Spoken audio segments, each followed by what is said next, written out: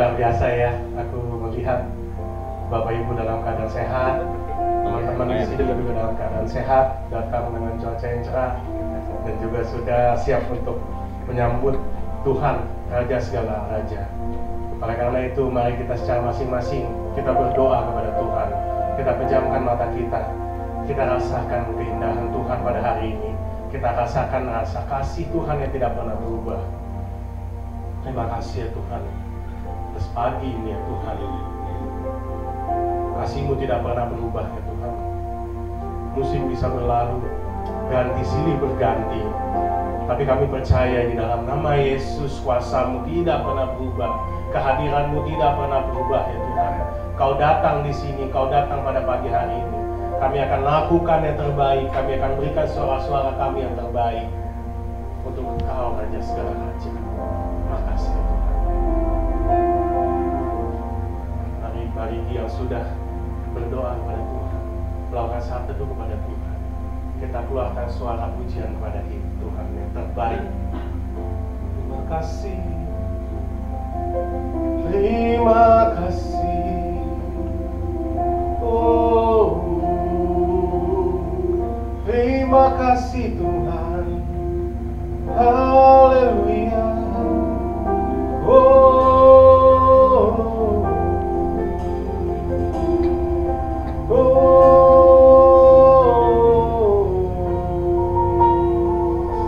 keluarkan suara-suara yang terbaik untuk Tuhan. Dia adalah Raja segala Raja. Dia yang layak disembah, Dia yang layak ditinggikan, Dia yang layak diberikan penghormatan yang terbaik.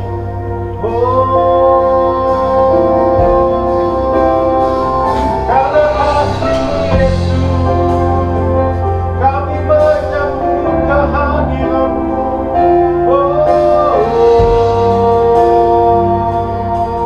Terima kasih Tuhan, haleluya, haleluya. Syukur bagimu Yesus, syukur bagimu Yesus. Hanya Kau yang layak ditinggikan.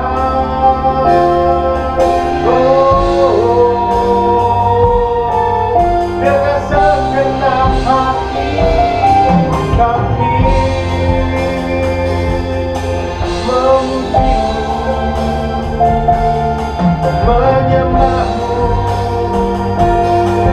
Hanya Kau yang layak disembah.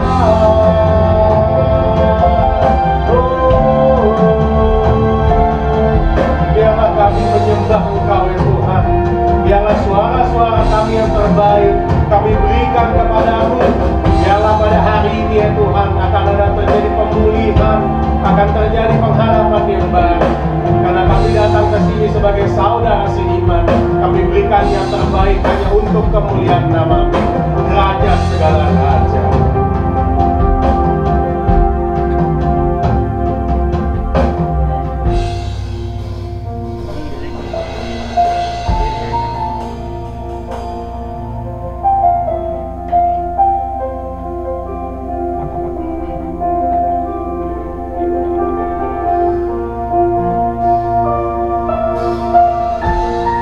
Biarlah pujian ini berkenan kepada-Mu.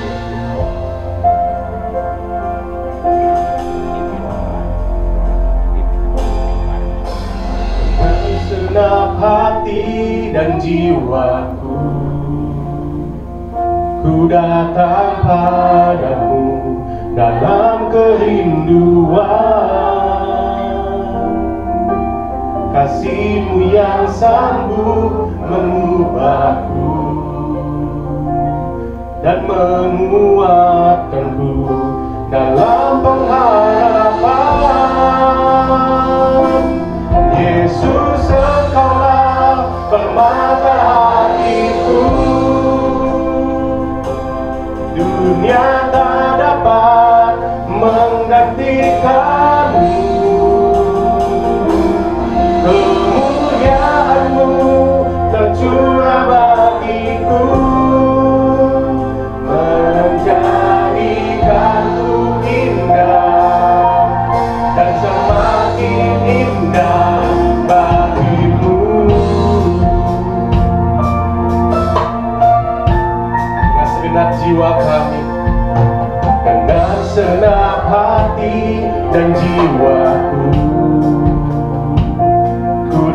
datang padamu dalam kerinduan. Kasih-Mu yang sanggup mengubahku dan menguatkanku dalam pengharapan. Yesus, Engkaulah permata hatiku. Dunia tak dapat menggantikanmu. Kemuliaan-Mu tercurah bagiku, menjadikanku indah, semakin indah bagimu.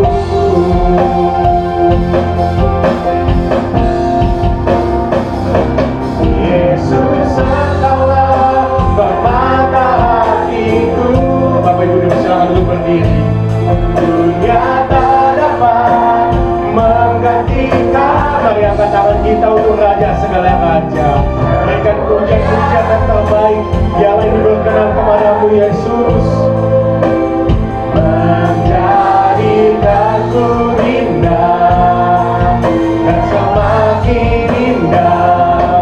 Yesus, Engkaulah permata hatiku. Dunia tak dapat menggantikanmu. Kemuliaan-Mu tercurah bagiku, menjadikanku indah dan semakin indah bagimu. Berikan suara kita yang terbaik. Terima kasih Tuhan, terima kasih Tuhan. Oh, haleluya, haleluya. Oh, kami berikan yang terbaik. Hanya Kau yang layak, Kaulah permata hati kami. Oh, haleluya, haleluya, haleluya. Yesus, Engkaulah permata hatiku. Dunia tak dapat menggantikanmu. Kemuliaan-Mu tercurah bagiku, menjadikanku indah dan semakin indah. Yesus, Engkaulah permata hatiku. Dunia tak dapat menggantikanmu.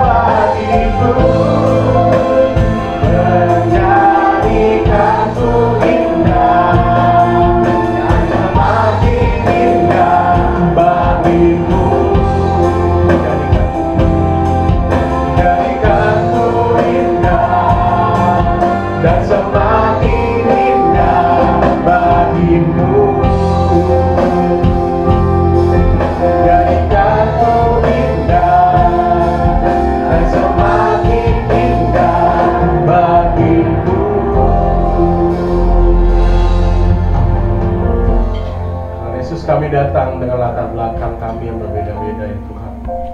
Mungkin kami datang dengan sukacita, mungkin kami datang dengan dukacita, mungkin kami datang dengan amarah, mungkin kami datang dengan kesedihan, mungkin kami datang dengan kecemasan dan kekhawatiran dan lain sebagainya.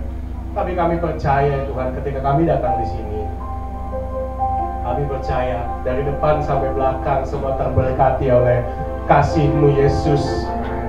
Kami akan rendahkan hati kami akan memberikan hormat kepada Engkau ya Tuhan sebagai Raja segala Raja. Kami tanggalkan apapun yang kami miliki di dunia ini, entah jabatan, entah barang, atau mungkin entah prestasi, atau apapun yang kami sudah capai. Karena kami percaya itu semua Engkau telah berikan kepada kami untuk kami lakukan yang terbaik untuk menjadi berkat bagi sesama kami, untuk dapat memberitakan kasih Engkau, untuk memberitakan kebaikan Engkau ya Tuhan. Sehingga dimanapun kami berada, di tempat kerja kami, di gereja kami, di taman, di sekolah kami, dimanapun kami berada, semua orang dapat melihat kalau kami adalah anak-Mu yang taat ya Tuhan, dan dapat menjadi berkat bagi sesama, dapat memberikan perubahan bagi sesama, dapat mendapatkan pemulihan yang terbaik hanya untuk kemuliaan nama-Mu. Terima kasih ya Tuhan. Sekarang kami ingin memulai ibadah pada hari ini. Biarlah ibadah pada hari ini dibuka dalam nama-Mu Tuhan Yesus Kristus, dan biarlah ini dapat menjadi pembaharuan kepada kami semua. Terima kasih ya Tuhan Yesus, dan berikan kemuliaan kepada Tuhan. Berikan tepuk tangan yang sangat meriah kepada Tuhan. Biarlah kami berdoa untuk memberikan yang terbaik kepada-Mu. Hanya di dalam nama Yesus kami berdoa dan mengucap syukur. Haleluya, amin. Ya Bapak Ibu bisa lihat kiri kanan depan belakang. Ucapkan selamat datang, kami mengasihi-Mu. Mari kita semua terima kasih Tuhan Yesus Kristus.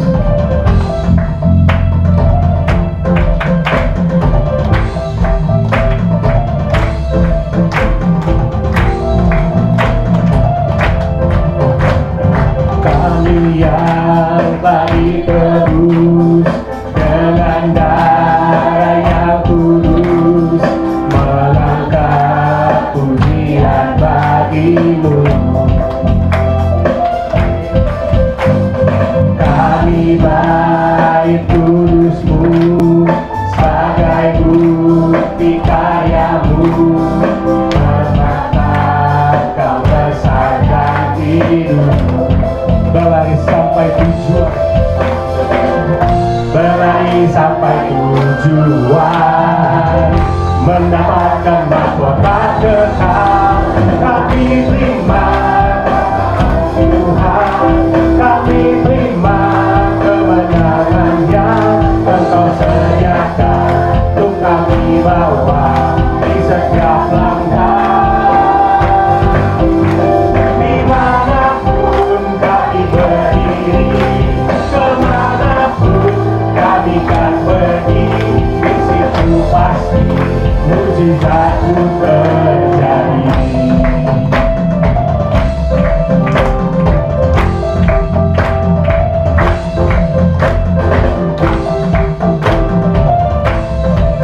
Yang telah ditebus oleh Engkau ya Tuhan. Kami yang telah ditebus dengan darah yang kudus, menangkap pujian bagi-Mu. Kami baik kudus-Mu sebagai bukti karya-Mu, katakan Kau besar bagi-Mu. Berlari sampai tujuan, mendapatkan kami semua terima. Kami terima kuasa-Mu Tuhan, kami terima kemenangan yang Engkau sediakan untuk kami bawa di setiap langkah. Dimanapun kami berdiri, kemanapun kami kan pergi, di situ pasti mujizat-Mu terjadi. Baik, kita beri tepuk tangan di atas kepala kita. Kami terima semua kasih yang Kau telah berikan. Kami akan lebih terbaik untuk kemuliaan nama-Mu. Berlari sampai tujuan, berlari sampai tujuan, mendapatkan mahkota kekal. Kami terima kuasa-Mu Tuhan, kami terima kemenangan yang Engkau sediakan.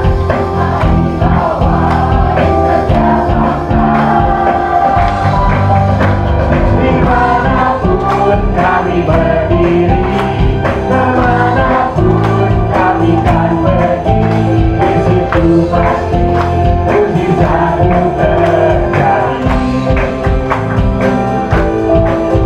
Di situ pasti mujizat-Mu terjadi. Di situ pasti mujizat-Mu terjadi. Berikan untuk Tuhan. Siap memuji Tuhan lebih dan lebih? Amin. Mari kita berikan yang terbaik untuk Tuhan.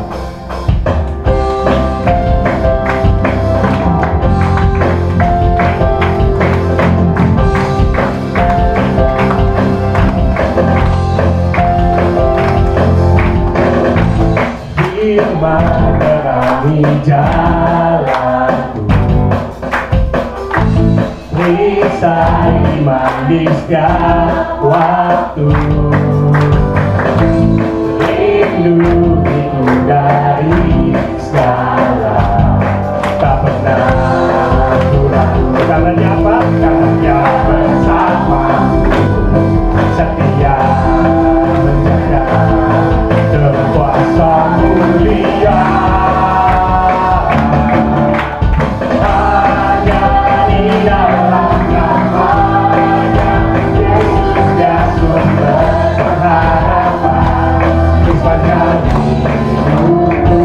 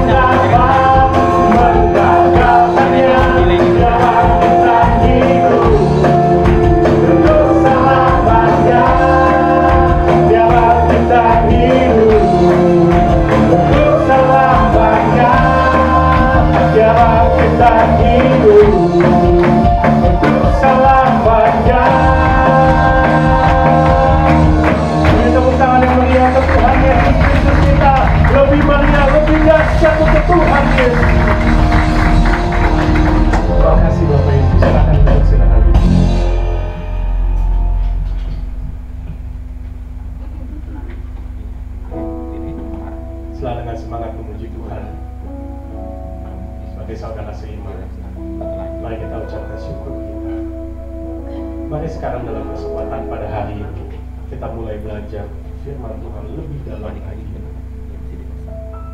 lebih mengenal Tuhan Yesus, sehingga kita tahu hidup kita tidak untuk sia-sia, hidup kita tidak untuk hanya sekedar kebetulan, tapi hidup kita ada tujuan, hidup kita ada kehendak Tuhan di dalamnya.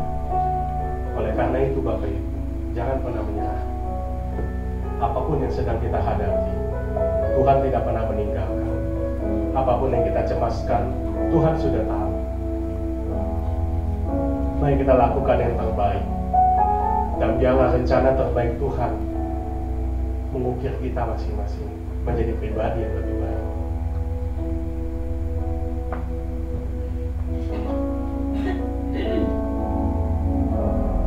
Walau ku harus berjalan dalam lembah kekelaman, perlindungan-Mu, oh Tuhan, nyatalah bagi hidupku. Tiada pernah sedetik pun, tiada pernah Kau tinggalkan. Sungguh mulia dan sempurna, hanya Kau yang disembah.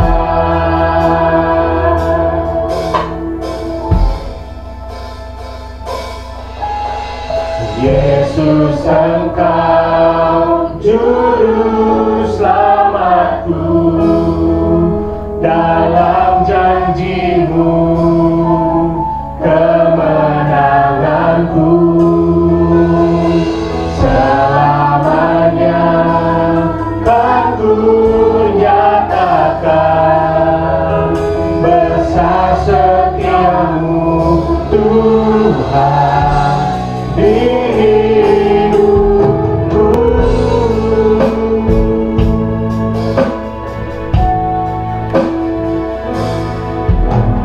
Walau ku harus berjalan dalam lembah kekelaman, perlindungan-Mu, oh Tuhan, nyatalah bagi hidupku. Tiada pernah sedetik pun Kau meninggalkan. Tiada pernah sedetik pun, tiada pernah Kau tinggalkan. Sungguh mulia dan sempurna, hanya Kau-lah yang disembah. Yesus, Engkau juru selamatku, dalam janji-Mu kemenanganku. Selamanya kan ku nyatakan besar setia-Mu, Tuhan, di hidupku.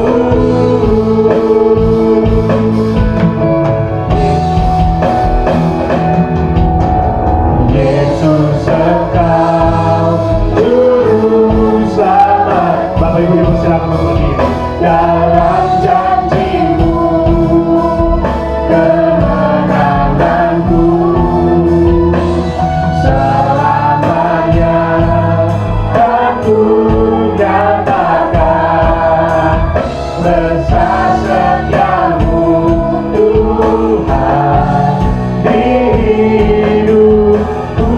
Mari kita berikan pujian yang terbaik. Terima kasih Tuhan.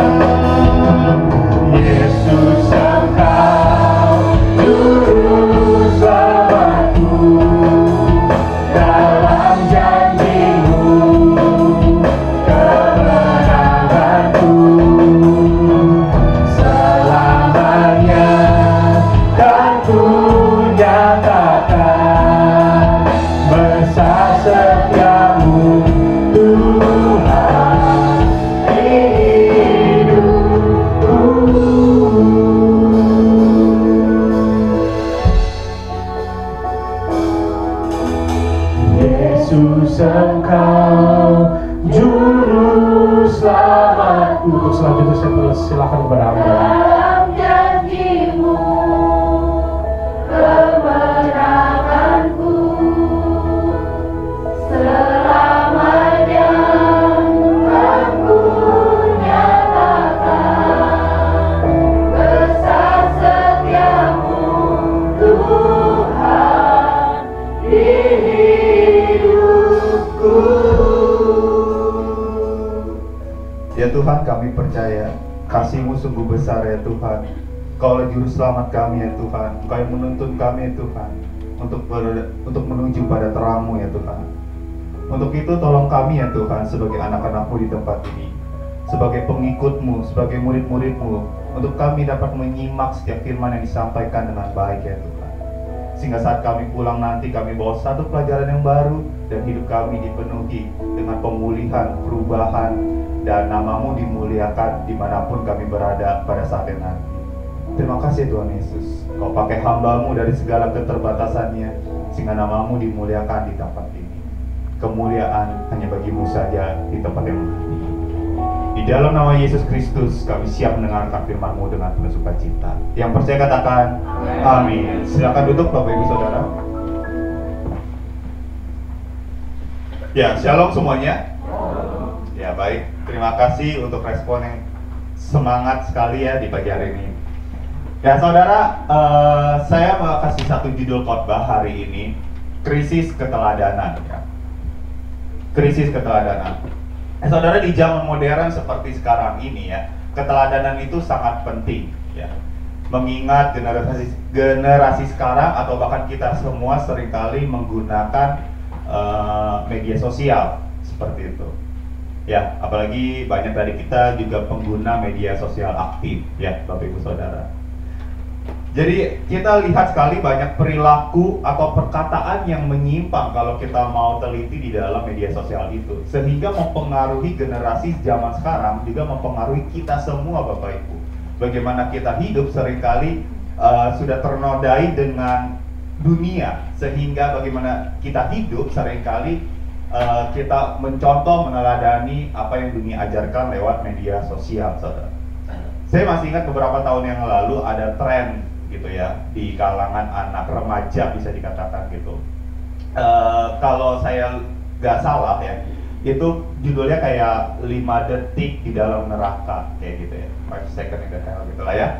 Nah kemudian cara mainnya seperti ini ya, kayak dadanya tuh ditekan gitu ya, sehingga ngerasain kayak jantungnya berhenti sebentar gitu saudara.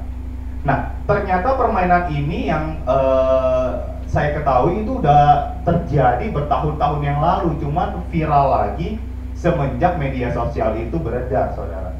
Nah sehingga banyak anak murid saya pun juga yang melakukannya gitu ya. Nah tentu yang ketahuan diomelin, dinasehati, dikasih tahu bahwa ini tuh bahaya kayak gitu ya. Karena langsung ditekan begitu rupa sehingga dia kayak ngerasa tuh sakit sebentar, kayak hilang sebentar kayak gitu. Dan beberapa hal lainnya, biasanya kalau anak muda suka menyebutnya dengan challenge ya, sebuah tantangan ya, truth or dare, misalnya ditantang untuk sesuatu yang sebenarnya itu bisa membahayakan dirinya. Nah pengaruh-pengaruh seperti ini itu yang kemudian ya saudara, yang kemudian membuat menjadi kegiatan-kegiatan yang negatif saudara. Sebagai manusia kita suka lupa bahwa hidup kita itu mempengaruhi hidup orang lain ya saudara. Hidup kita mempengaruhi hidup orang lain, baik dalam skala yang lebih besar maupun dalam skala yang lebih kecil. Mungkin dalam skala yang lebih kecil ya lingkungan keluarga ya. Ikuti perlombaan e-sport gitulah ya. Saya menemani sebagai guru pembinanya. Oke lah, kita technical meeting untuk membicarakan kamu mesti bawa apa, jam berapa mesti datang, pakai baju apa, kamu dinyatakan menang kalau apa, kamu dinyatakan kalau apa, dan lain sebagainya. Technical meeting biasanya isinya kayak gitu kan. Nah, waktu nyampe di sekolah tersebut, kemudian di sebuah kelas, kami dikumpulkan di tempat itu, meeting itu dipimpin oleh anak murid, OSIS gitu ya, kemungkinan sih OSIS lah ya. Nah, tentu OSIS dari sekolah pihak penyelenggaranya gitu. Nah, anak ini waktu memimpin, saya punya kesan yang tidak enak terhadap dia gitu ya, karena gayanya yang selengean, karena di sini kan dia tidak hanya sedang berbicara kepada teman-teman sebayanya, tapi di situ juga banyak guru-guru lainnya dari sekolah lain. Sementara dia sedang mewakili sekolahnya gitu. Sehingga gaya bicara yang selengean itu kurang bisa diterima oleh orang yang lebih tua, Bapak Ibu Saudara. Tidak ada ucapan, sapaan, terima kasih dan lain sebagainya kayak gitu. Ya singkat cerita ya udahlah ya, itu urusan dia sama gurunya lah ya gitu. Paling gurunya nasihatin dia lah gitu. Meeting selesai, kemudian anak itu langsung berkata, ya udah selesai, pulang, yang mau pulang pulang aja kayak gitu. Dia ngomong kayak gitu tanpa ada ucapan terima kasih, nggak ada basa-basi dan lain sebagainya gitu ya. Kemudian saya berpikir, oke lah, dia bagaimanapun juga dia seorang pemimpin di dalam sebuah rapat.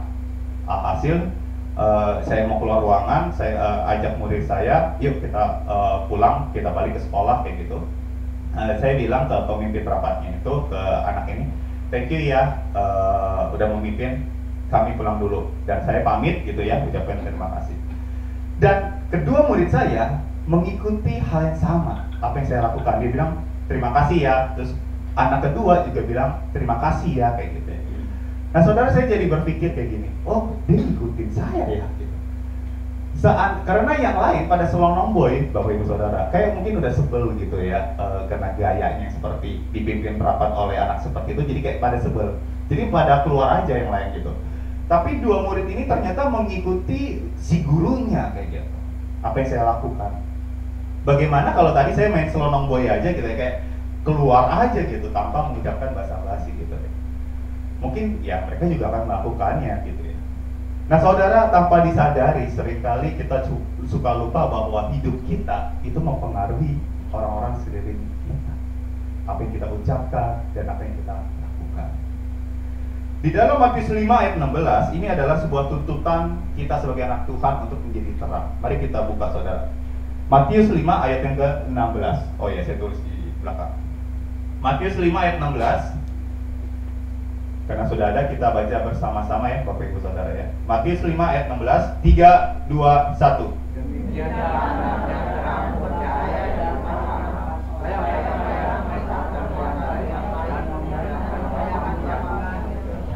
Baik, terima kasih. Ya, saudara, di sini dikatakan hendaklah terangmu bercahaya di depan orang, supaya mereka melihat perbuatanmu yang baik dan memuliakan Bapa di surga. Ya, jadi urutannya hendaklah terangmu bercahaya. Jadi maksudnya suka nggak suka, terang kita pasti bercahaya di depan orang. Di depan siapa? Di depan orang-orang percaya, pengikut Kristus lainnya, serta orang-orang yang tidak mengenal Kristus lainnya. Terang kita itu kelihatan, cuma tergantung bagaimana perilaku kita gitu kan. Kemudian dilanjutlah supaya, nah itu berarti sebuah tuntutan Bapak Ibu Saudara, supaya mereka melihat perbuatanmu yang baik. Jadi ada masanya di mana kita sebagai anak Tuhan, terang itu harus bercahaya, dan yang bercahaya adalah perbuatan baik kita. Jadi mereka harus melihat perbuatan baik kita, bukan dalam arti memamerkan. Tentu ini hal yang berbeda. Di sisi lain Tuhan Yesus juga mengecam orang-orang yang memamerkan kereligiusannya, kebaikannya, menolong orang kayak gitu dan lain sebagainya. Nah, tapi di sisi lain kita bisa melihat ayat ini bahwa kita juga dituntut untuk berbuat baik, dan perbuatan baik itu bisa dirasakan oleh orang di sekeliling kita. Tujuannya apa? Tujuan akhirnya supaya nama Bapa dimuliakan. Nama Bapa dimuliakan lewat perbuatan baik kita itu. Menjadi terang, perbuatan baik kita bisa lakukan dengan menjadi teladan yang baik, Bapak Ibu Saudara. Baik dalam perilaku, baik dalam perkataan ataupun ucapan. Nah, ini adalah sebuah tanggung jawab, saudara, untuk kita semua. Jangan sampai kita berpikir, ini kan hidup saya, terserah saya gitu. Seluruh hidup saya yang tanggung, konsekuensinya ya saya yang tanggung, resikonya ya saya yang tanggung gitu. Kenapa orang lain harus peduli dengan hidup saya kayak gitu. Seringkali ada orang yang berpikir seperti itu sehingga dia mengeluarkan satu statement, oke lah, ngapain lo ikutin teladan, lo ngapain teladanin gua gitu. Ini kan hidup gua kayak gitu. Gua nggak perlu kok orang lain teladanin hidup gua. Gua mau hidup terserah gua, resikonya gua yang tanggung. Nggak bisa saudara.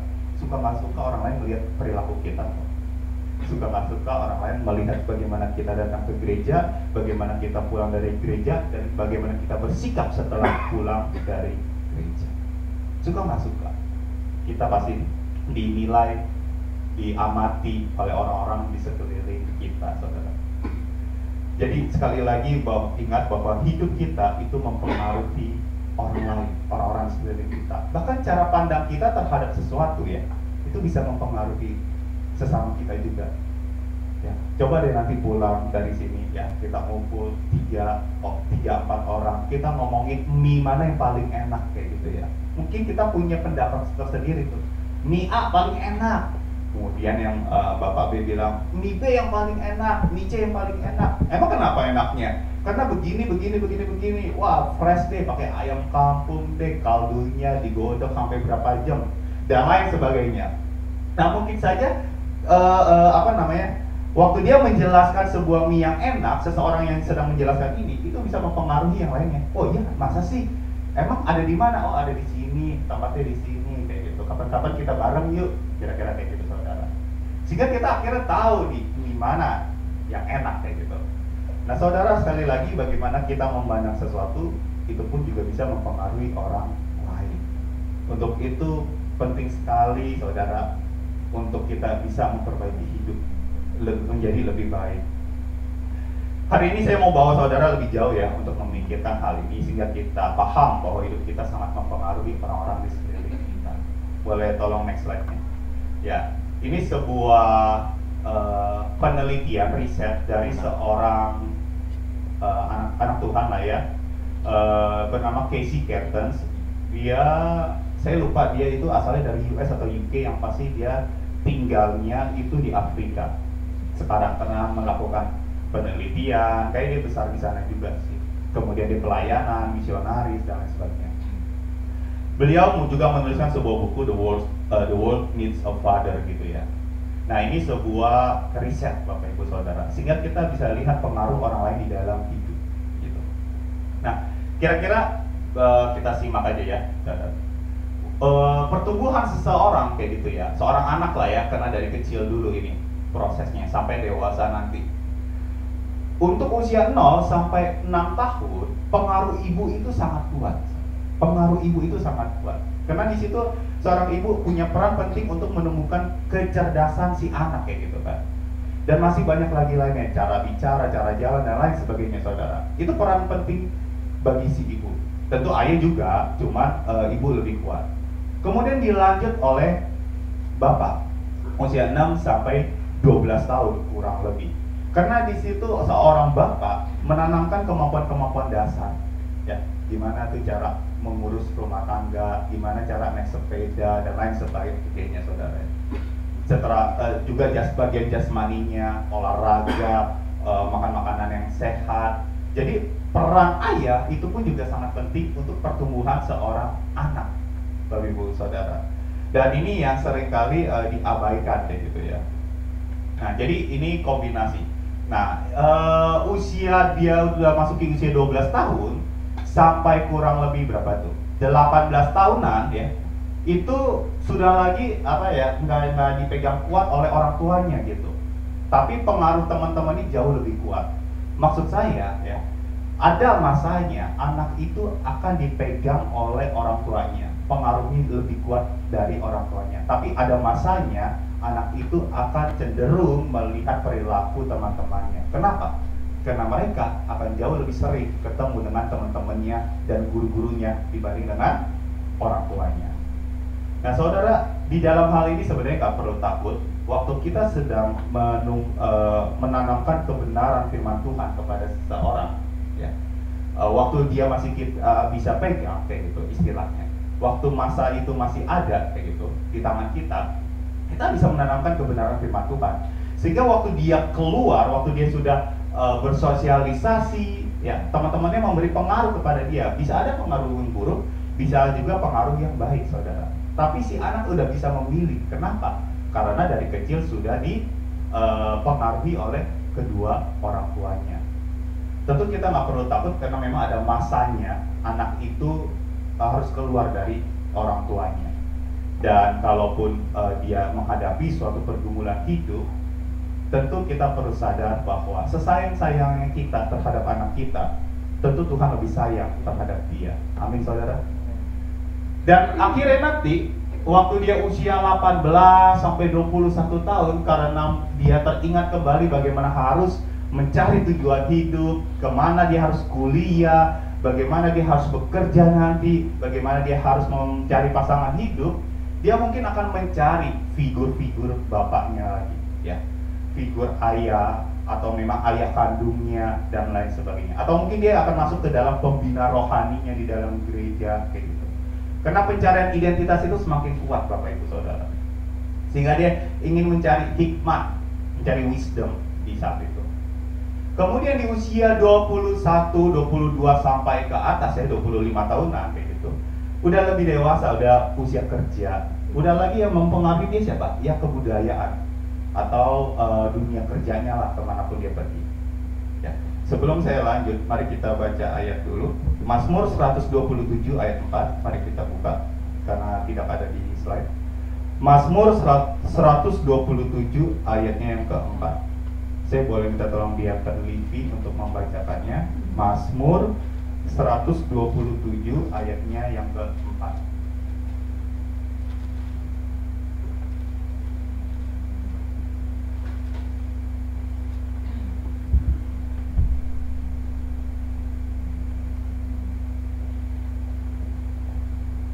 Mazmur 127 ayat 4.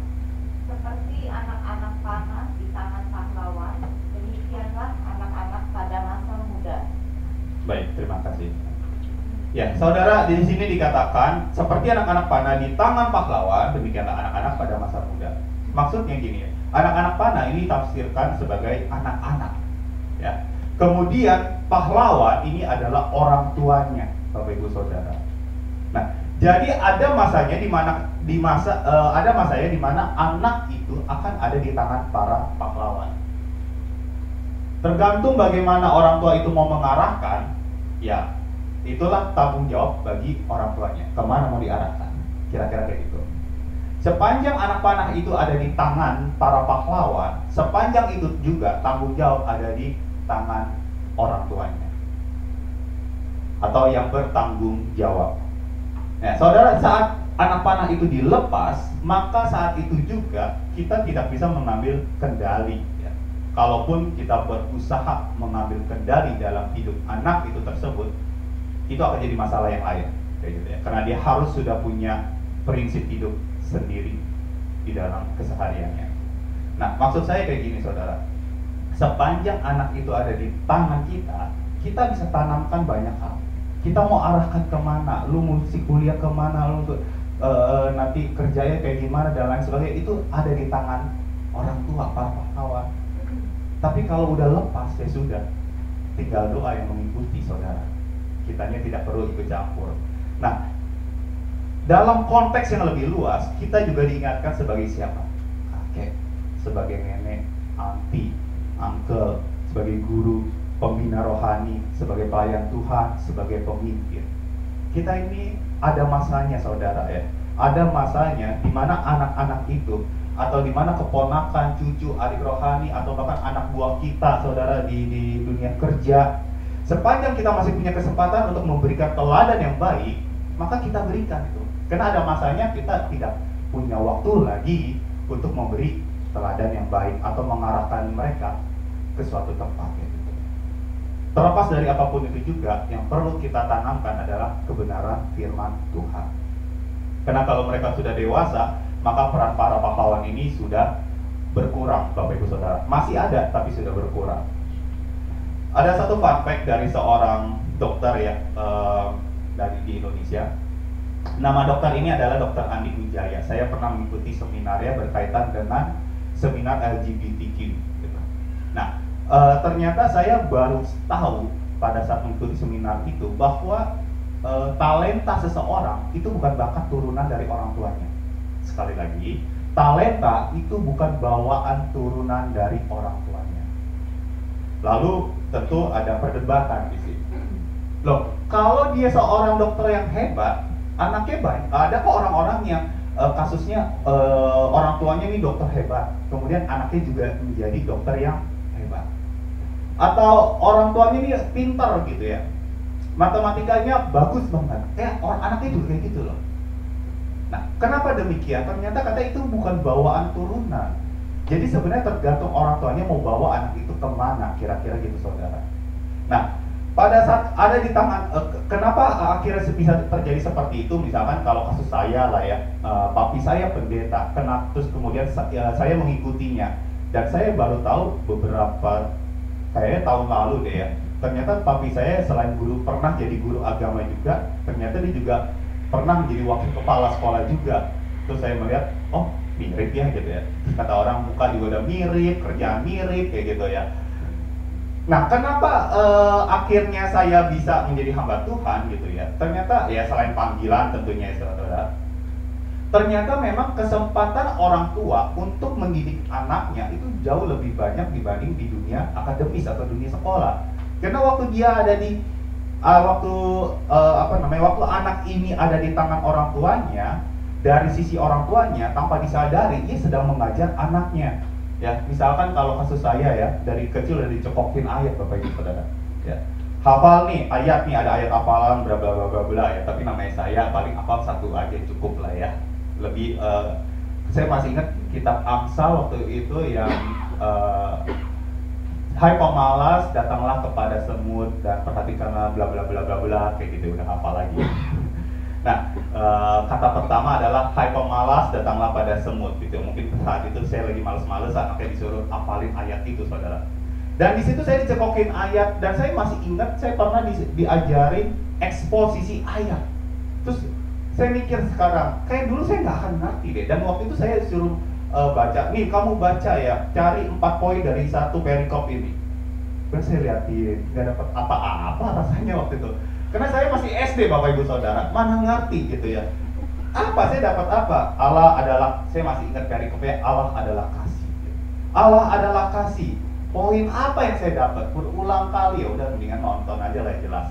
Saya ngerti, saya paham, saya pelajari apa yang saya tonton gitu kan. Nah, saudara, tanpa disadari orang tua, karena dia ahli dalam satu bidang, misalkan dia seorang dokter, misalkan dia seorang pebisnis, dia akan ngajarin anaknya. Makanya itu jadi kebawa kepada si anak kayak gitu. Nah, dari sisi anak, dia akan melihat tanpa disadari ya saudara, dia akan melihat perilaku tingkah laku dari orang tuanya, sehingga tanpa disadari dia sedang belajar tanpa saudara sedang mengajar. Ya, jadi dia sedang belajar. Oh, kalau ini ya caranya. Kalau main rubrik misalkan ya, kalau kasus kayak PayPal, oke gini ya caranya ya. Dan dia akan belajar tanpa disadari saudara ya. Saya masih ingat bagaimana orang kalau PayPal ya disuruh push up oleh orang tuanya gitu ya, oleh koko saya gitu kan. Ya mungkin di sisi lain dia mau karena dia juga melihat bapaknya juga tetap push up kayak gitu ya. Jadi waktu dia push up ya di sisi lain ya mungkin ada rasa takut tentunya pasti gitu. Tapi di sisi lain dia juga melihat contohnya, teladannya dari orang tuanya gitu. Jadi sama-sama saudara. Nah, di sini kita bisa melihat bahwa sekali lagi sepanjang anak panah itu ada di tangan kita, siapapun yang Tuhan percayakan kepada kita, mungkin dia adalah anak kandung, mungkin dia adalah memang tanggung jawab kita. Kasusnya kalau saya adalah anak-anak murid saya, mungkin dia adalah keponakan, mungkin dia adalah cucu, mungkin dia adalah adik rohani, mungkin dia adalah bawahan kita, mungkin dia adalah orang-orang yang sedang kita bangun dan lain sebagainya. Sepanjang masih ada di tangan kita, mari kita arahkan ke arah yang benar. Kita boleh arahkan kemana saja pada dasarnya, tergantung potensi si anak. Tapi yang pasti, yang terutama adalah arahkan kepada kebenaran firman Tuhan. Kenapa? Karena suatu hari nanti, waktu kita lepas anak panah itu, dia akan pergi ke suatu tempat, dia menghadapi suatu masalah, dia tahu kemana dia harus pergi, yaitu kepada Bapa di surga, kepada Tuhan Yesus Kristus. Nah, saudara, itu bicara tentang pengaruh ya, bagaimana pengaruh dari orang tua kepada pertumbuhan seorang anak. Kemudian boleh kita lanjut, bagaimana dengan orang yang sudah dewasa seperti kita sekarang ini? Next slide-nya. Usia 26 sampai dewasa, boleh dibilang kita juga dipengaruhi oleh orang-orang di sekeliling kita. Yakni siapa dia? Pemimpin kita tentunya di tempat kita bekerja atau bos kita.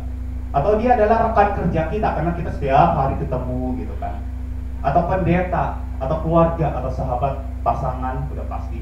Dan media yang kita konsumsi. Untuk itu perlu hati-hati dengan apa yang kita tonton, Bapak Ibu Saudara.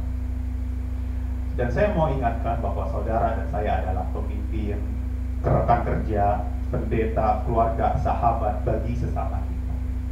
Sehingga kita perlu menjadi teladan yang baik, saudara. Kita harus mengalami suatu perubahan. Lagi pula pertanyaannya adalah, apa sih yang mau kita tinggalkan sebelum kita meninggal? Tentu yang pertama adalah teladan yang baik, sehingga orang-orang sekeliling kita mengenal bahwa kita selalu mengandalkan Tuhan lebih dari apapun juga. Saudara, sepanjang saya baca Alkitab, saya memiliki kesan buruk terhadap sekelompok orang. Sekelompok orang ini sering disebut dengan ahli Taurat dan orang Farisi. Kenapa? Karena mereka mampu mengajar tapi tidak mampu untuk melakukannya. Mari kita buka dalam Matius 23 ayat 1-3. Saya boleh minta tolong Bapak Teguh untuk membacakannya. Matius 23 ayat 1 sampai yang ke-3.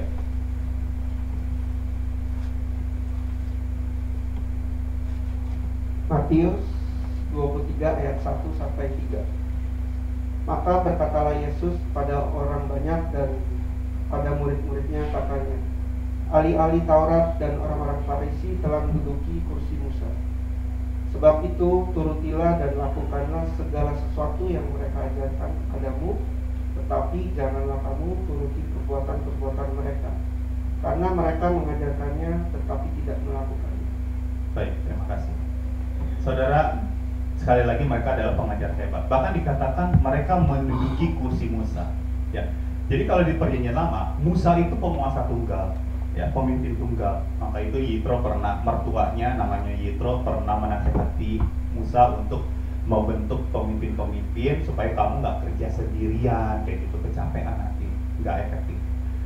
Nah, singkat cerita, di Perjanjian Baru kursi itu dipegang oleh ahli Taurat dan orang-orang Farisi, Bapak Ibu Saudara. Dan mereka adalah pengajar hebat, bahkan dikatakan juga mereka menduduki kursi Musa di sini kan ya. Nah, saudara, di akhirnya di sini konteksnya Tuhan Yesus sebenarnya sedang mengejak ahli Taurat dan orang-orang Farisi. Dan dari ayat yang sudah kita baca ini, paling nggak ada 3 pelajaran hidup yang perlu kita renungkan. Yang pertama, saudara, kita itu nggak kekurangan pengajar yang hebat sebenarnya, tapi kita kekurangan teladan yang baik. Sekali lagi, kita itu tidak kekurangan pengajar hebat, tetapi kekurangan teladan yang baik. Saudara perhatikan, Tuhan Yesus mengatakan, kamu lakukan apa yang mereka ajarkan. Jadi pengajarannya tetap Tuhan Yesus mau kita melakukannya, saudara. Taurat itu tetap mau dipegang, saudara. Jadi sebenarnya kalau ngomongin pengajaran, wah itu hebat banget ahli Taurat dan orang-orang Farisi. Tapi sayangnya kita kekurangan teladan yang baik, dan itu terjadi dari zaman Perjanjian Lama, Perjanjian Baru sampai sekarang. Karena satu dan lain hal tentunya. Soalnya zaman sekarang banyak hamba Tuhan juga ya, pengajar yang hebat. Kalau kita mau nonton YouTube ataupun TikTok, banyak pengajar-pengajar hebat yang kita bisa dapati di situ. Dan kita bisa dengarkan, kita bisa lihat. Tapi sejujurnya kalau saya mau pulih kembali, banyak berita-berita miris yang akhirnya seseorang yang harusnya jadi teladan malah jadi batu sandungan. Kita kekurangan teladan yang baik, saudara. Untuk itu perlu ada perbaikan di dalam hal ini. Mungkin kita bukan pengajar, mungkin kita bukan pemimpin dalam konteks, tapi dalam konteks yang lebih luas, hidup kita sekali lagi mempengaruhi hidup orang lain. Saudara, renungkan hal ini. Saat saudara berbicara dan bisa saudara bertingkah laku atau bersikap, tanpa disadari saudara itu sedang mengajar orang-orang di sekeliling saudara. Karena orang-orang sekeliling saudara sedang mengamati apa yang kita lakukan. Dan apa yang kita lakukan itu tergantung. Kalau teladan yang buruk, mungkin yang lain juga akan mengikutinya dan seterusnya. Apalagi dari awal dibilang kalau kita adalah terang yang bercahaya, dilihat orang, diperhatikan orang, diamati oleh orang-orang sekeliling kita. Sekali lagi, mungkin kita tidak sedang mengajar seseorang, tapi bagaimana kita bersikap dan berbicara itu akan mempengaruhi hidup orang di sekeliling kita. Dan kalau kita udah menjadi teladan yang buruk, akhirnya kita jadi batu sandungan. Dan hal ini membawa kita kepada perenungan yang kedua, Bapak Ibu Saudara, bahwa kita harus taat terhadap kebenaran firman Tuhan dalam segala situasi. Kita harus taat terhadap kebenaran firman Tuhan dalam segala situasi. Sebelumnya saya boleh minta tolong keyboardis untuk mengiringi instrumen itu. Ya, perenungan kedua ini tetap taat terhadap kebenaran firman Tuhan dalam segala situasi. Memang dalam ayat ini Yesus nih kayak lagi kecam orang-orang Farisi nih dan ahli-ahli Taurat gitu, Bapak Ibu Saudara. Tapi perlu diingat bahwa Yesus ngomong, kamu lakukan, dia lagi mengajar murid-muridnya gitu ya. Kamu lakukan apa yang mereka ajarkan, tapi kamu jangan lakukan apa yang mereka perbuat. Nah, jadi maksudnya segini Saudara. Pengajarannya, kebenaran itu tetap harus dipegang, harus tetap diterima, sekalipun engkau melihat teladan yang buruk. Seringkali orang Kristen melihat teladan yang buruk, kemudian menjadi kecewa. Nah, ngapain gua ke gereja? Ternyata orang yang harus jadi teladan yang baik aja kayak gini kelakuannya. Kita lihat mungkin di berita. Saya pernah share juga, kalau nggak salah belum lama.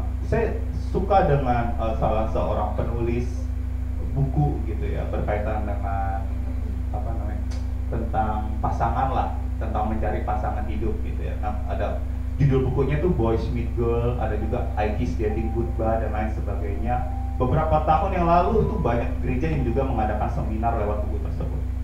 Tapi beberapa tahun kemudian orang yang sama ternyata menjadi teladan yang buruk. Dia bahkan meninggalkan Tuhan. Kalau dia ninggalin Tuhan, apakah berarti kita harus ninggalin Tuhan? Ya kan enggak, Saudara. Nah, jadi kita perlu tetap taat terhadap kebenaran firman Tuhan dalam segala situasi. Kekecewaan itu sering membuat kita akhirnya meremehkan kebenaran firman Tuhan tanpa kita sadari. Udahlah, ngapain? Orang-orang Kristennya aja kayak gitu, orang yang harusnya jadi teladan aja seperti itu, ngapain gue ke baktian? Ngapain ibadah? Akhirnya kita mengabaikan pertemuan ibadah tuh. Akhirnya kita merendahkan pemimpin. Bahkan beberapa orang mungkin ada yang berkata kasar terhadap pemimpinnya. Nah, saudara, ini yang perlu kita sadari. Jangan sampai teladan yang buruk menghasilkan teladan yang buruk. Karena teladan yang buruk bisa menghasilkan teladan yang buruk, dan yang teladan yang buruk ini bisa menghasilkan teladan buruk yang lain. Kita perlu cut di dalam hal ini, saudara. Untuk itu Yesus berkata, engkau terima pengajarannya, ya, kau lakukan pengajarannya, tapi jangan lakukan apa yang mereka perbuat. Jadi kebenaran itu tetap harus dipegang. Jangan sampai kita meremehkan firman Tuhan. Jangan sampai kita meremehkan firman Tuhan dengan sifat kita. Boleh next slide dulu. Saudara, jika seseorang bersalah atau menjadi teladan yang buruk, bukan berarti hal itu jadi alasan untuk kita bersikap atau berkata hal yang buruk juga terhadapnya. Jika seperti itu terjadi, ya lama-lama kita nggak jadi berkat, saudara. Kita jadi batu sandungan. Di sini Yesus mau mengajar murid-muridnya untuk tetap taat terhadap kebenaran firman Tuhan di dalam segala situasi.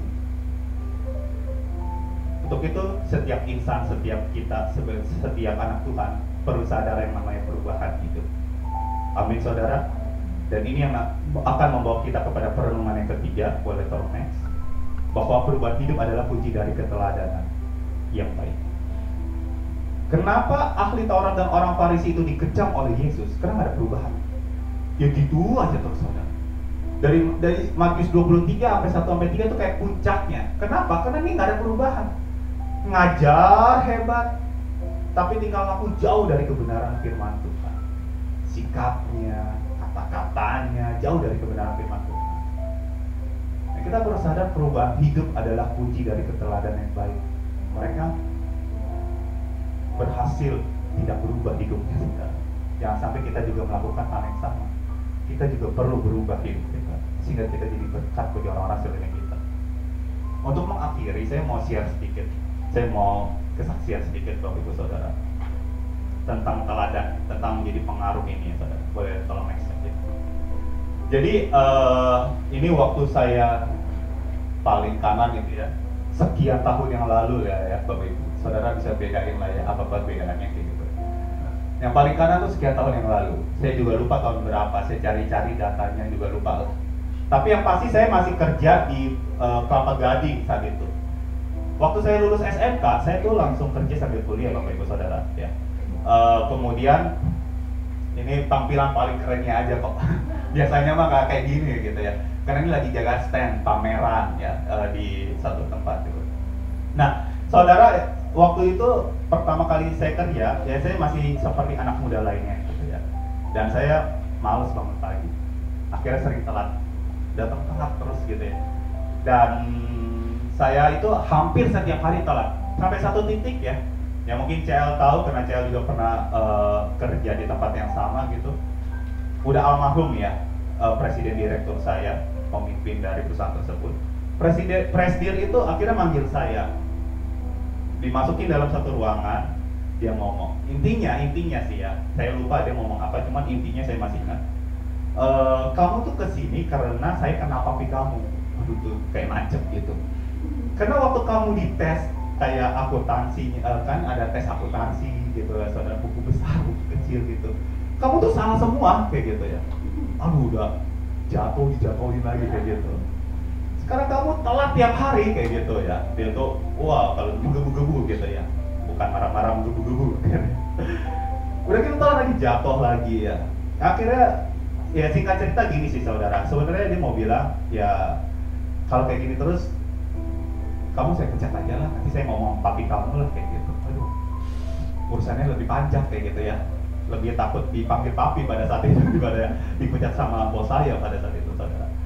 Dan di situ akhirnya saya sebagai anak muda, saya berubah, saudara. Berubah dong gitu. Sehari, 2 hari, 3 hari, 4 hari. Seminggu, 2 minggu masih berubah. Minggu ketiga kayaknya udah balik ke habitat awal. Karena ini comfort zone dong, lebih enak kan gitu. Bangun kesiangan, datang kesiangan, dan itu dilakukan gitu ya. Tapi di saat perhatikan lagi bagaimana kehadiran saya, mungkin dia kayak udah bohong sama saya kayak dipanggil lagi gitu ya. Dia udah males gitu ngomong sama saya gitu ya. Kemudian akhirnya kejadian itu kayak sering aja saudara, kadang masuk, kadang telat, kadang tepat waktu gitu ya. Tapi jarang sih tepat waktunya. Sampai satu titik akhirnya saya pindah kerja di bidang desain. Waktu di bidang desain grafis saya akhirnya ketemu tuh dengan klien rekan sih sebenarnya ya, orang Jepang, asli Jepang, dan akhirnya tahu di situ juga belajar keteraturan ya Bapak Ibu Saudara, bagaimana harus tepat waktu dan lain sebagainya. Singkat cerita, bekerja lagi di tempat yang lain dan sampai akhirnya saya menjadi seorang guru kayak gitu ya. Waktu jadi guru, pergumulan paling berat apa? Bangun pagi kayak gitu saudara. Waktu itu hari pertama saya datang dites gitu, saya diterima. Terus saya tanya Tuhan, kenapa saya diterima kayak gitu ya. Ini saya harus bangun pagi ke daerah Tanjung Duren. Bagi saya dulu tuh tempat yang jauh banget. Karena dulu kan kerjanya kalau Sunter Gading kan. Sunter Gading yang berapa menit sih kayak gitu semacet-macetnya kalau dulu ya. Kalau pada saat saya pindah ke daerah Tanjung Duren, saya mikir aduh males banget gitu. Tuhan tolong dong kasih saya tanda supaya saya tetap di sini. Saya doa kayak gitu.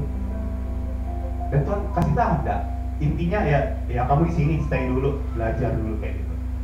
Dan akhirnya saya tetap stay di situ, saya belajar. Dan tentu dari guru nggak boleh telat dong ya, kan malu sama muridnya gitu ya. Kalaupun saya pernah telat juga tentunya, akhirnya saya belajar gitu saudara. Paling nggak saya malu-malu tuh datang ke sekolahnya, beneran. Lagi upacara saya datang telat kayak gitu, terus kelihatan sama yang lain. Aduh, ini muka taruh di mana gitu ya. Kalau ada selokan saya taruh gitu. Dan akhirnya hal itu membuat saya berubah. Oke, betapa pentingnya ketepatan waktu. Sampai satu titik saya bilang gini, ya udahlah, saya harus cari alasan untuk saya bisa bangun lebih pagi gitu.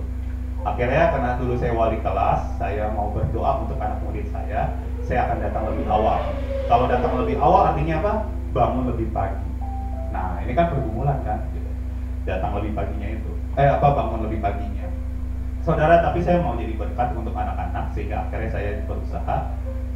Saya bangun lebih pagi, setengah jam lebih awal. Akhirnya sampai satu titik 1 jam lebih awal. Kalau sekarang kayaknya 1,5 jam lebih awal karena udah menjadi kebiasaan. Dan itu bertahan. Dan sampai satu titik akhirnya kepala sekolah saya itu yang tengah gitu ya, memberi reward kepada guru-guru yang tidak pernah telat di dalam 1 semester ya. 1 semester doang sih ya, 6 bulan. Tapi semester sebelumnya sebenarnya juga ada. Tapi mungkin ini penghargaan baru ya, kayak reward baru. Saya nggak pernah habis pikir, saya sih dapat tumbler kayak gitu ya. Cuma bagi saya bilang sama istri saya, ini bukan tumbler, ini adalah trofi untuk saya gitu ya. Karena bagi saya untuk mendapatkannya saya harus bangun lebih pagi, datang lebih pagi. Sampai satu titik ya, saya itu sampai sekarang datang lebih pagi daripada helper Bapak Ibu Saudara. Yang nyalain AC ya saya, yang nyalain lampu ya saya gitu ya. Itu kadang-kadang ngapain nih gue ya, kok gue yang nyalain AC, gue yang nyalain lampu, nih orang kerjanya apa yang lain kayak gitu. Nah saudara, tapi paling enggak ya reward ini untuk mengingatkan kepada saya betapa pentingnya perubahan hidup itu untuk menjadi teladan yang baik. Karena ternyata sikap saya itu diperhatikan guru-guru lain. Saudara, ini saya nggak sendirian, saya bersama 3 guru lainnya mendapatkan penghargaan yang sama. Nah, saudara, di sini poin utama yang ingin saya sampaikan dari kesaksian saya adalah satu hal, bahwa perubahan hidup itu memang butuh proses ya. Ini sih berapa tahun saya nggak mau hitung, karena malu juga ya kalau dihitung sampai dapat reward kayak gitu. Tapi yang pasti kita bisa, saudara. Kita bisa. Saya tahu kita punya kelemahan, saya tahu kita punya kekurangan, saya tahu terkadang kata-kata kita masih sering tidak jadi berkat bagi orang-orang sekeliling kita. Tapi yang saya tahu, kita masih punya kesempatan untuk berubah. Amin Bapak Ibu Saudara. Aman lagi. Aman ya, aman. Sehingga terang kita bercahaya ya Bapak Ibu, dan orang-orang akan melihat perbuatan baik kita. Puji Tuhan, teman-teman saya, rekan kerja saya itu merasain apa yang saya lakukan. Murid saya pun juga merasakan. Dan saat itu, siapa yang dimuliakan? Kita enggak, tapi Tuhan. Nama Bapa yang dimuliakan lewat teladan hidup. Amin. Mari kita berdoa.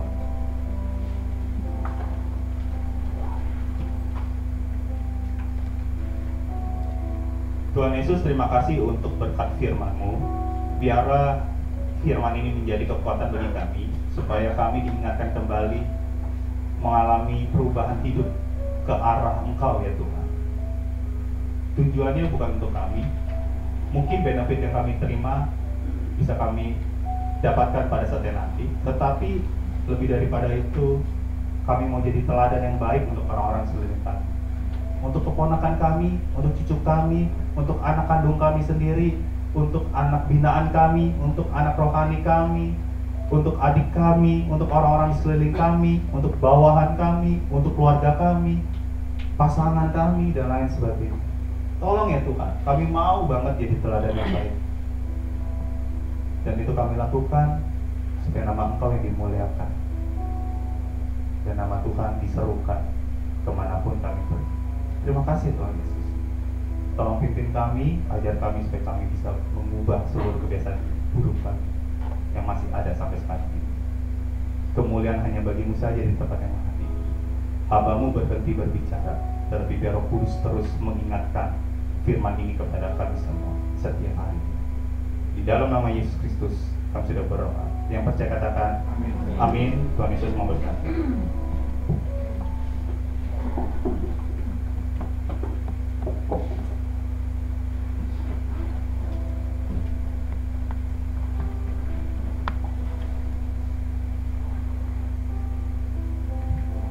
Terberkati oleh firman Tuhan. Saya ingin melihat tangan yang terangkat. Terberkati oleh firman Tuhan. Mari kita diubah dengan sabda firman Tuhan yang sudah dibawakan oleh PDP Paulus Gunanta Sutejo. Saya mewakili seluruh jemaat Triwi Alberta dan juga Ibu Gembala untuk mengucapkan terima kasih atas pelayanannya. Sekarang kini saatnya kita mempersiapkan persembahan kita yang terbaik. Kepada yang bertugas dapat dipersilakan untuk maju.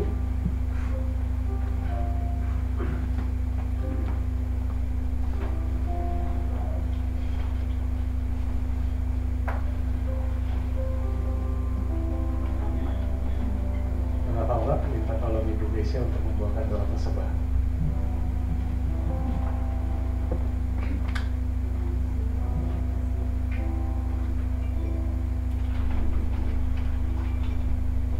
Tuhan Yesus, terima kasih untuk hari ini, untuk berkat-Mu Tuhan, di mana kami sudah mengikuti kebaktian yang Tuhan berikan. Terima kasih Tuhan Yesus, karena Tuhan kami akan memberikan persembahan. Tuhan berkati tangan-tangan yang akan memberi maupun yang tidak bisa memberi. Terima kasih Tuhan, haleluya. Sementara sedang dibagikan persembahan kantong persembahannya kepada pembaca pengumuman, dapat dipersilakan untuk maju.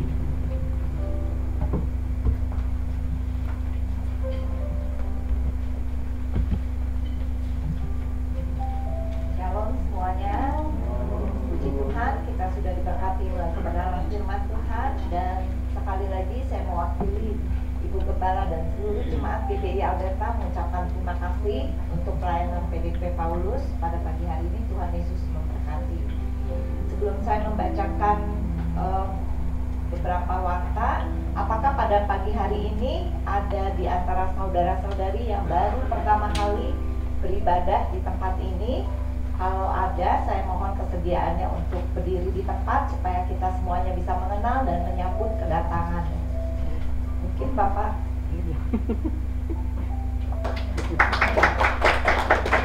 Selamat datang.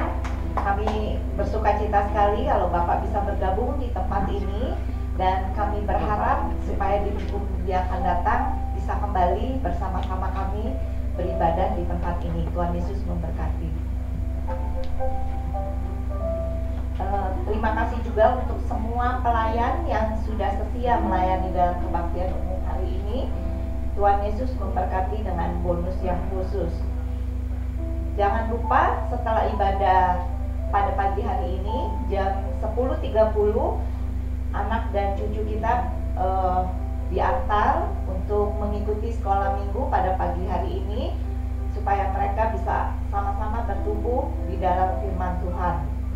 Untuk jemaat wanita diundang untuk hadir dalam kebaktian kaum wanita yang diadakan setiap hari Selasa jam 10 pagi. Dan hari Selasa tanggal 18 Juli ini firman Tuhan akan disampaikan oleh PDM Wiwi Karta Elia.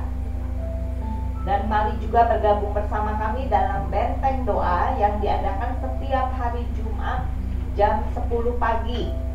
Benteng doa ini juga terbuka untuk umum, bukan hanya untuk jemaat di tempat ini.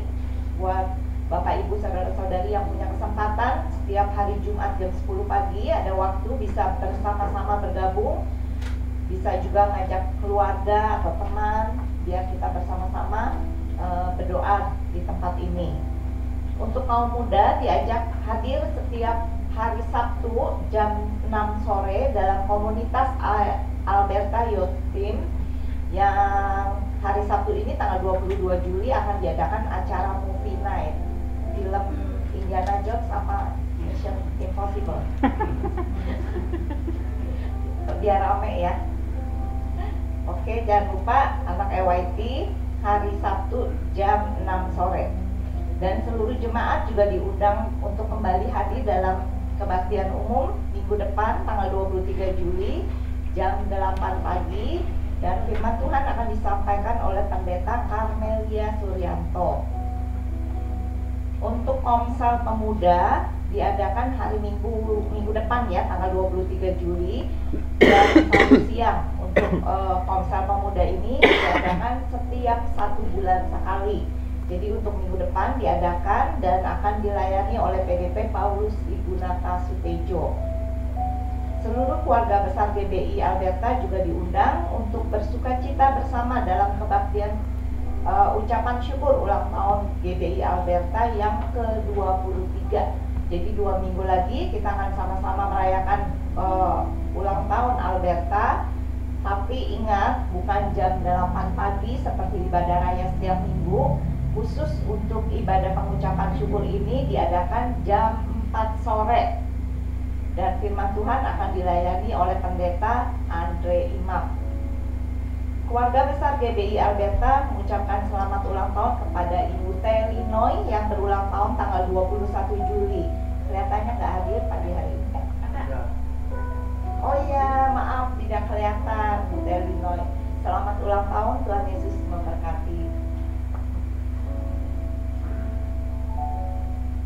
Dan kita juga bisa tetap mendukung gereja kita melalui persembahan atau perpuluhan yang bisa dilakukan melalui kantong kolekte, kotak perpuluhan yang ada di depan.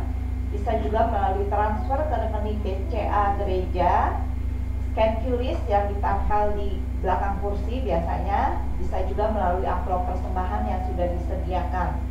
Dan kita bisa mengikuti setiap kegiatan gereja kita melalui warta digital yang dikirimkan di WA Group, terutama juga untuk para pelayan supaya bisa lebih memperhatikan jadwal pelayanannya.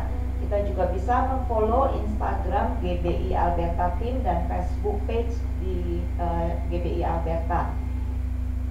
Jangan lupa juga untuk menyatukan hati berdoa bagi gereja dan bangsa negara kita setiap malam jam 9.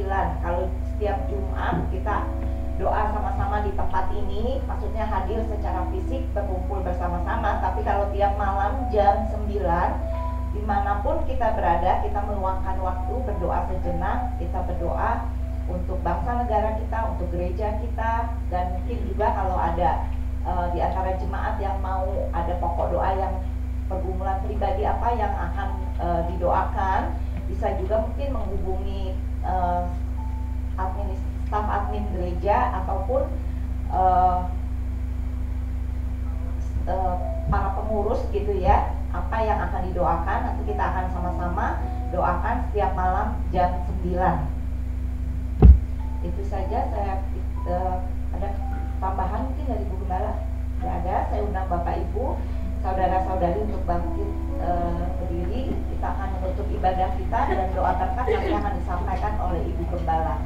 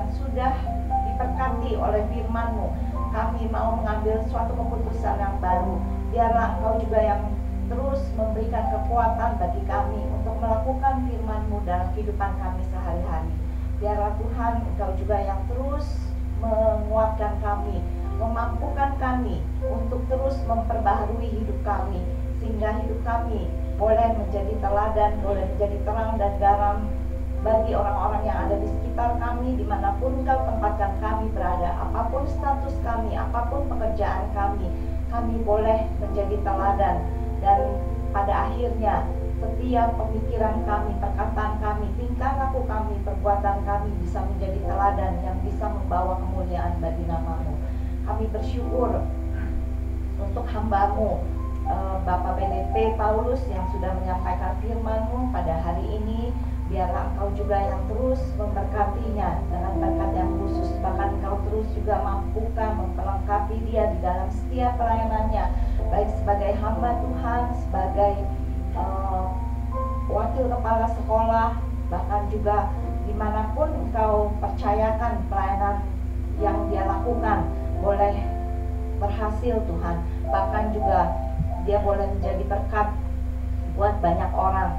Dan kami menyerahkan juga untuk Sela istrinya Tuhan, Engkau berikan kesehatan, kekuatan, biar Engkau juga yang mengerti apapun yang mereka rindukan, apapun yang mereka harapkan, biarlah Engkau juga yang penuhi sesuai dengan waktu dan rencana Engkau.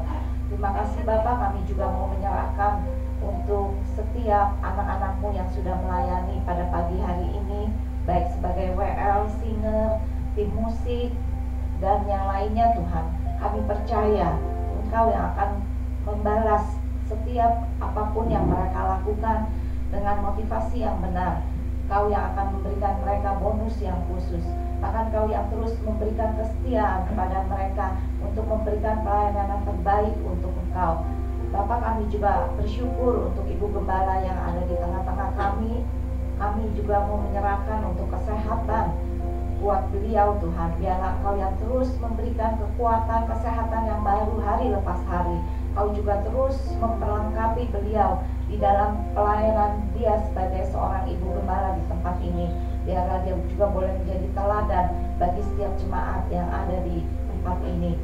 Bapak, kami juga mau menyerahkan untuk saudara-saudari kami yang pada pagi hari ini tidak bisa datang beribadah di tempat ini. Engkau yang mengetahui keberadaan mereka masing-masing. Kau juga yang memberkati mereka seperti Engkau memberkati setiap kami yang ada di tempat ini. Bagi mereka yang sakit, biarlah Engkau juga yang jamah, Engkau lawat mereka, Engkau juga yang memberikan kesembuhan bagi mereka. Bagi mereka yang dalam pergumulan masalah, kami juga percaya Engkau tidak pernah meninggalkannya. Engkau juga yang terus memberikan kekuatan, penghiburan, bahkan jalan keluar bagi setiap masalah yang mereka hadapi.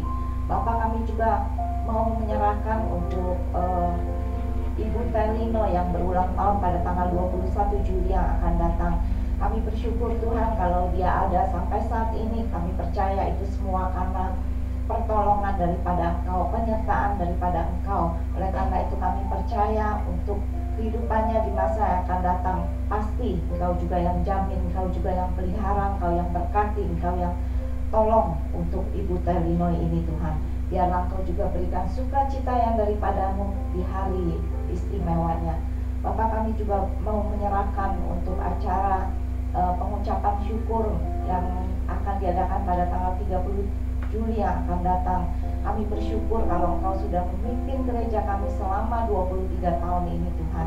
Begitu banyak berkat yang sudah Engkau berikan, dan Engkau selalu menyertai gereja kami sampai saat ini. Kami yakin dan percaya untuk kedepannya juga Engkau yang akan terus memimpin Alberta, dan bahkan juga kami rindu kalau Alberta ini boleh semakin bertumbuh baik secara kuantitas maupun secara kualitas.